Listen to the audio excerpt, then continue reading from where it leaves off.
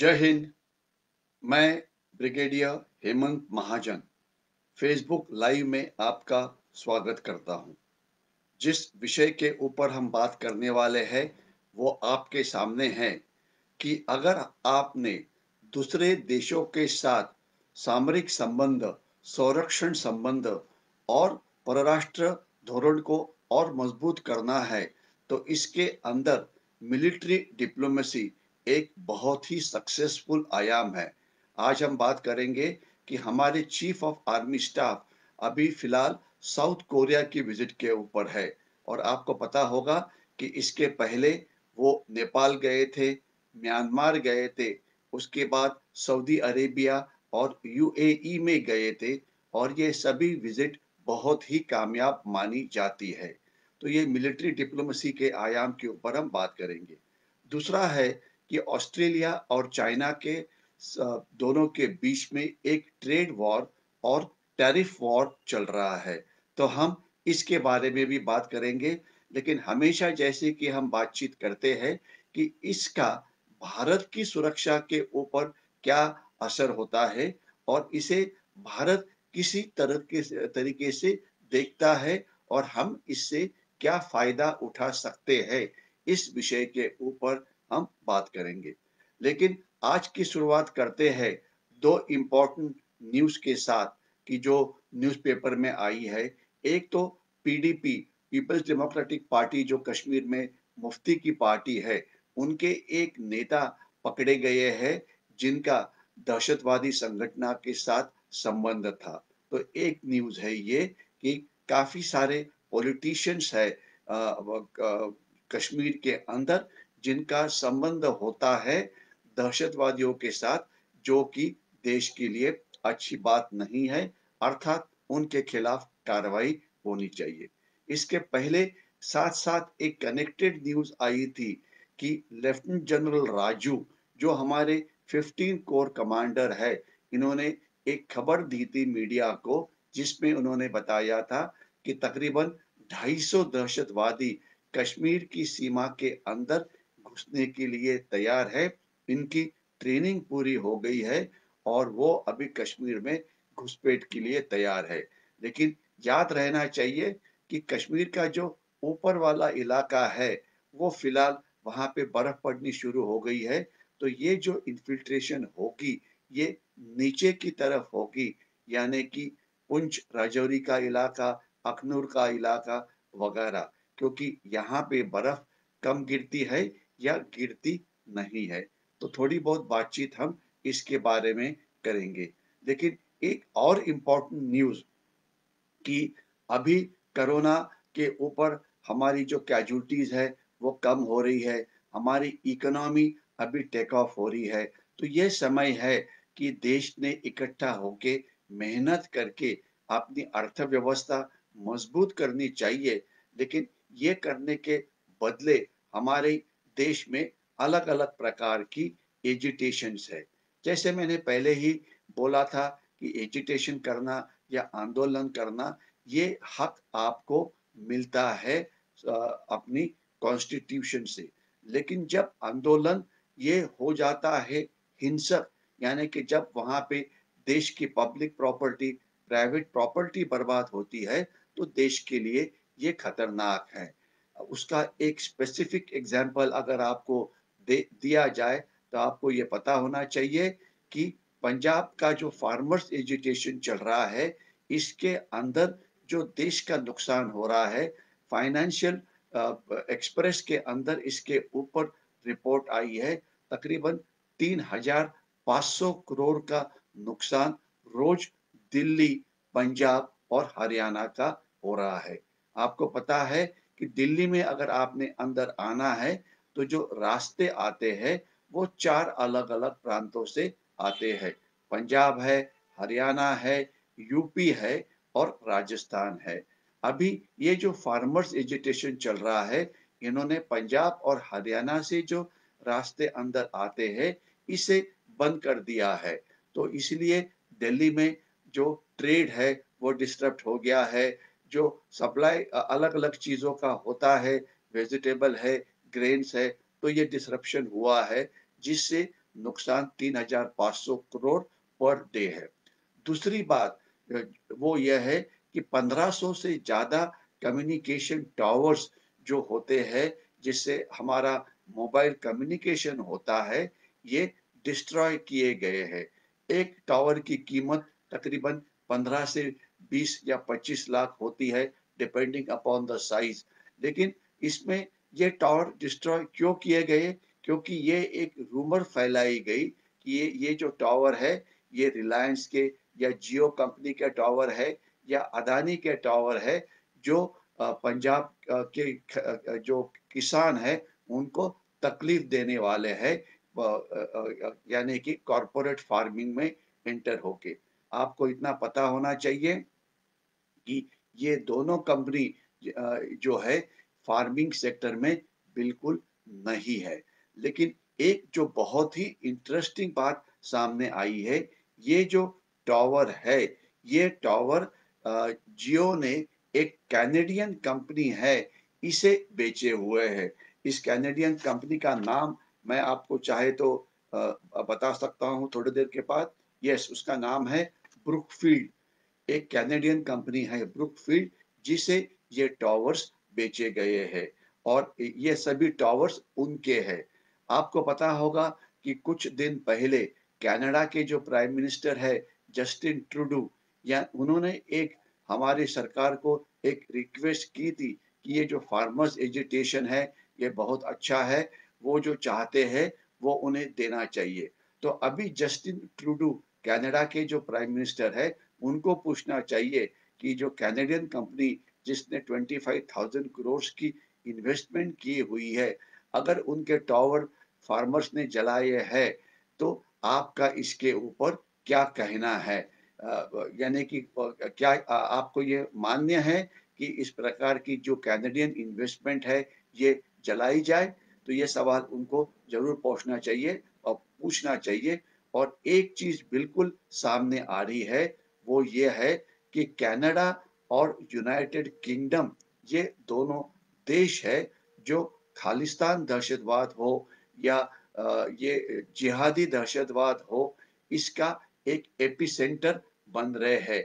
इतना ही नहीं, तो जितना भी ब्लैक मनी आता है जो हमारे देश में पाकिस्तान में पैदा होता है, वो ड्रग के कारण हो, वो करप्शन के कारण हो, वो शस्त्र बेचने के कारण हो, तो उसमें से हजारों करोड़ का इन्वेस्टमेंट ये यूनाइटेड किंगडम यानी कि इंग्लैंड में किया जाता है। ये बात नहीं, ये जो खबर है, ये मेरी पर्सनल खबर नहीं है, बल्कि ये रिपोर्ट यूनाइटेड किंगडम के मीडिया में आई हुई है। और इससे वो जो लोग हैं, वो अपने ब्लैक मनी को व्हाइट में कन्वर्ट करते हैं, और क्रिमिनल हो, दहशतवादी हो, उनके समर्थक हो, स्मगलर्स हो, उन्होंने बहुत ही हाई एंड प्रॉपर्टी जो है वो लंदन में खरीदी हुई है। आपको पता है कि हमारे देश के 2 इंडस्ट्रियलिस्ट जो भाग गए हैं, वो भी इंग्लैंड में जाके स्थायिक हुए हैं। एक तो आपको पता है जो अपनी जो नीरव मोदी थे, जो भाग गए। इसके सिवाय जो विजय माल्या थे, जो भाग गए, वो भी वहाँ जाके सेटल हुए हैं और अभी हम उनको वापस लाने की कोशिश कर रहे हैं। तो ये इस प्रकार से ये दहशतवादियों का एक सेंटर बनना, मनी लॉन्ड्रिंग का सेंटर बनना, हवाला का सेंटर बनना, ये एक अच्छी बात नहीं है। तो हमने डिप्लोमेटिक प्रेशर डाल के इसके ऊपर नज़र रखनी चाहिए। अभी मैं क्विकली आता हूँ मिलिट्री डिप्लोमेसी के ऊपर। जैसे मैंने शुरुआत में बताया था कि ये एक बहुत ही कामयाब इस प्रकार का एक आयाम है, जिसका हम इसके पहले इस्तेमाल नहीं करते थे। ये सोचा जाता था कि ये जो डिप्लोमेसी है, वो केवल फॉरेन मिनिस्ट्री में होना चाहिए। नहीं, इसे मिलिट्री डिप्लोमेसी का भी अगर हम आयाम इस्तेमाल करते हैं, तो हमारा जो सक्सेस है, वो ज़्यादा मिल सकता है। अभी कुछ देर पहले की बात है कि हमारे चीफ ऑफ आर्मी स्टाफ गए थे नेपाल में, गए थे म्यांमार में, गए थे यूएई में, गए थे इजिप्ट में, और सब जगह के ऊपर ये बहुत ही सक्सेसफुल विजिट हुई थी। ये क्यों? इसका कारण क्या है? इसका कारण आपको पता होना चाहिए कि ये जो यूरोपियन कंट्रीज़ है या नेबरिंग कंट्रीज़ है या अमेरिकन कंट्रीज़ है, ये हमारी जो सेना है उनका स्टैंडर्ड उन्हें बहुत अच्छा लगता है। हमारे देश के जो बहुत ही होशियार विद्यार्थी होते हैं, वो उच्च शिक्षण लेने के लिए या तो यूरोप में जाते हैं या ऑस्ट्रेलिया या अमेरिका में जाते हैं। लेकिन अमेरिका के सोल्जर्स, यूरोप के सोल्जर्स ट्रेनिंग पाने के लिए इंडियन आर्मी के पास आते हैं, क्योंकि उनको इंडियन आर्मी के बारे में बहुत ही ज़्यादा प्रोफेशनल रिस्पेक्ट है। किसी भी समय हमारी जो आर्मी की अलग-अलग ट्रेनिंग एस्टेब्लिशमेंट है, जैसे कि National Defence Academy Khadakwasla, Indian Military Academy Dehradun, College of Military Engineering Poona, Military College of Telecommunication and Engineering Mhow, driving and maintenance Bangalore, अलग-अलग Army War College Mhow, National Defence College Delhi, Indian Army की बहुत ट्रेनिंग एस्टेब्लिशमेंट्स है और किसी भी समय 50 से 60 देशों के ऑफिसर्स यहाँ पे ट्रेनिंग के लिए आते हैं। क्यों आते हैं? यहाँ पे उन्हें क्या ज़्यादा मिलता है जो उनके देश में उनको नहीं मिलता है? या यहाँ पे जो ज़्यादा चीज़ मिलती है वो है इंडियन आर्मी का एक्सपीरियंस। इंडियन आर्मी आज हाई एल्टीट्यूड यानी कि जो उच्च हाइट वाला एरिया है वहाँ पे लड़ रही है, माउंटेनस एरिया में लड़ रही है, लाइन ऑफ कंट्रोल के ऊपर पाकिस्तान के साथ लड़ रही है, जहाँ पे जंगल्स है वहाँ पे लड़ रही है। इसके सिवाय जो हमारे डेज़र्ट्स है वहाँ पे लड़ने की हमें आदत है। जो प्लेन्स है पंजाब के वहाँ पे हम लड़ सकते हैं। यानी कि इंडियन आर्मी का जो लड़ने का एक्सपीरियंस है और इंडियन आर्मी ने जिस प्रकार से अच्छा काम किया है, इसके बारे में इन देशों को बहुत ही ज़्यादा आदर है। और इतना ही नहीं तो हम जिस प्रकार से एंटी टेररिस्ट ऑपरेशन कश्मीर में करते हैं, जिस प्रकार से ऑपरेशन हम नॉर्थ ईस्ट में करते हैं, इस प्रकार के ऑपरेशन की ट्रेनिंग लेने के लिए ये लोग यहाँ पे आते हैं। आपको शायद पता होना चाहिए कि अमेरिकन आर्मी 2 टफेस्ट सेक्टर में जाके लड़ती है। एक है अफ़गानिस्तान, दूसरा है इराक या सीरिया। तो वहाँ जाने से पहले वो इंडिया में आते हैं और यहाँ पे ट्रेनिंग लेते हैं। इतना ही नहीं तो जो अलग एरियाज़ है, यानी कि मैं आप इन देशों के नाम नहीं लेना चाहता हूँ, लेकिन साउथ ईस्ट एशिया के कुछ देश है जिन्होंने अपना मिलिट्री सामान जो है हमारे देश में लगा रखा है और वो ट्रेनिंग के लिए यहाँ आ जाते हैं। इसके सिवाय हमारे पास जो वेपन ट्रेनिंग के लिए भी ये देश हमारे पास आना चाहते हैं, वो एयरफोर्स की मिग विमानों के ऊपर की ट्रेनिंग हो या सुखोई विमानों के ऊपर की ट्रेनिंग हो या नेवी के अंदर जो अलग-अलग शिप्स होते हैं और खास तो सबमरीन की ट्रेनिंग हो, इसके लिए वो हमारे साथ संबंध रखना चाहते हैं, खास तो साउथ ईस्ट एशिया के देश जो चाइना से तंग है। तो इसीलिए ये जो ट्रेनिंग है इसके लिए वो यहाँ पे आते हैं, उनको फ़ायदा होता है इसलिए वो आते हैं। अदरवाइज़ उनको यहाँ आने की क्या ज़रूरत है?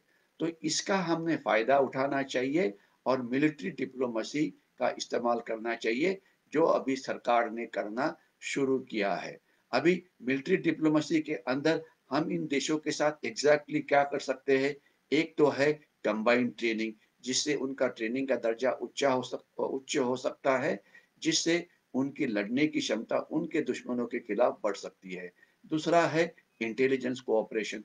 हम टेक्नोलॉजिकल इंटेलिजेंस की तरह से हम चाइना के ऊपर नज़र रख सकते हैं, वो भी देश नज़र रख रहे हैं, पाकिस्तान के ऊपर नज़र रख सकते हैं। ये सब देश पाकिस्तान और चाइना के ऊपर नज़र रखे हुए हैं, तो इससे एक दूसरे को फ़ायदा होता है। इसके सिवाय है डिफेंस प्रोडक्शन। आज बहुत सारे ऐसे वेपन्स जो हमारे पास है, जो ये देश खरीदना चाहते हैं। समय की कमी के कारण मैं 1-2 की एग्ज़ाम्पल दूँगा। एग्ज़ाम्पल के लिए जो हमने ब्रह्मोस मिसाइल बनाया है, वो बहुत ही कामयाब मिसाइल है, जिसका शिप लॉन्च्ड वर्ज़न है, जिसका एयर लॉन्च्ड वर्ज़न है, जिसका सरफेस लॉन्च्ड वर्ज़न है। तो ये देश ये सभी वर्जन्स चाहते हैं, तो वो इसे बनाना चाहते हैं।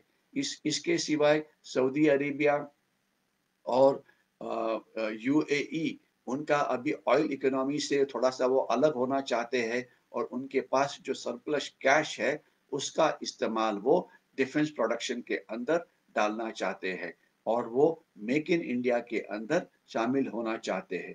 तो ये एक बहुत ही अच्छा कोऑपरेशन है। इसके सिवाय स्ट्रैटेजिक कोऑपरेशन, यानी कि अगर लड़ाई होती है, अगर युद्धजन्य परिस्थिति होती है, तो ये देश हमारे साथ खड़ा होके लड़ाई करने में हमें लड़ाई के समय मदद करेंगे। डायरेक्ट वॉर हो सकता है और दूसरी प्रकार का प्रेशर डालना हो सकता है।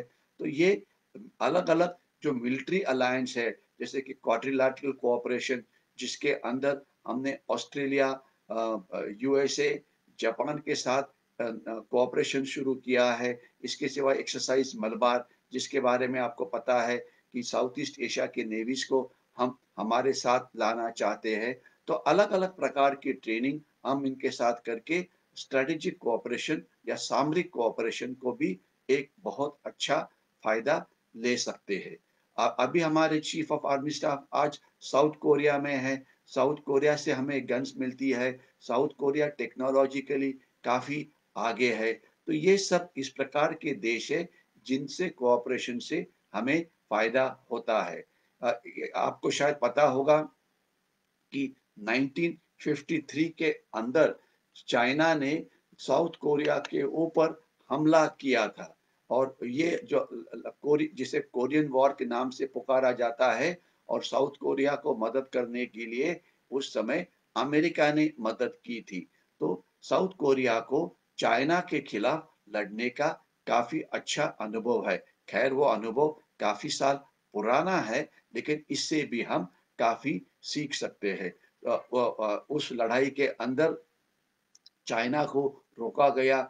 इंचॉन लैंडिंग नाम की एक बहुत ही famous amphibious landing South Korea में की गई थी। तो ये जनरल मैकआर्थर ने, वो एक अलग-अलग विषय है, लेकिन इन देशों के साथ मिलिट्री कोऑपरेशन करके, मिलिट्री डिप्लोमेसी करके हम बहुत अच्छा फ़ायदा उठा सकते हैं। मिलिट्री कोऑपरेशन या मिलिट्री डिप्लोमेसी का एक और फ़ायदा ये होता है कि आजकल हमारे जो भारतीय है, तकरीबन मेरे ख्याल से 2.5 टू 3 करोड़ इंडियंस अलग-अलग देश में जाके सेटल हो गए हैं और वहाँ पे वो काम करते हैं। और अगर कोई परिस्थिति एकदम बिगड़ जाती है, जैसे येमेन में बिगड़ी थी या जैसे ईरान में बिगड़ी थी, तो वहाँ पे जो इंडियंस है, उस उन्हें हमें वापस लाना पड़ा। तो इस प्रकार से उन्हें लाना है। आपको पता है कि जनरल वीके सिंह खुद गए थे उन्हें नेवल शिप के ऊपर वापस लाने के लिए, येमेन से हमारे लोगों को। तो इसमें भी उनका मदद ले सकते हैं। तो ये सब करने के लिए एक डिफेंस अटैची नाम का एक अपॉइंटमेंट होता है। एक सेना का अधिकारी होता है कि जो इन देश हमारी जो वकीलात वहाँ पे होती है, वहाँ पे पोस्टेड होता है, जिससे ये कोऑपरेशन आगे डे टू डे करने में बहुत मदद मिलती है। तो अभी मैं यहाँ पे रुकने वाला हूँ। आज मैंने आपसे जो 2-3 बात की, एजिटेशनल टेररिज्म देश के लिए बहुत बुरा है। 3500 करोड़ का नुकसान हमारे देश का रोज हो रहा है और ये डायरेक्ट नुकसान है। और जिस कंपनी के टावर जलाए गए, शायद ये एक कैनेडियन कंपनी थी। इसके सिवाय हमने बात की कि कुछ कश्मीरी पॉलिटिशियंस दहशतवादियों के साथ अभी भी कैसे मिले हुए हैं, उनके ऊपर ज़रूर कार्रवाई करनी चाहिए। तीसरी बात जो हमने की थी, वो थी मिलिट्री डिप्लोमेसी का इस्तेमाल करते हम हमारा सामरिक संबंध, संरक्षण संबंध, डिफेंस कोऑपरेशन, मिलिट्री कोऑपरेशन ये कैसे बढ़ा सकते हैं और हमारे इन देशों के साथ संबंध कैसे मजबूत कर सकते हैं, इसके ऊपर मैंने बातचीत की हुई है। अगर आपको ये वीडियो अच्छा लगा होगा, तो इसे ज़रूर लाइक करिए और ज़्यादा से ज़्यादा लोगों के साथ शेयर करिए। मैं यहीं पे रुकता हूँ। जय हिंद।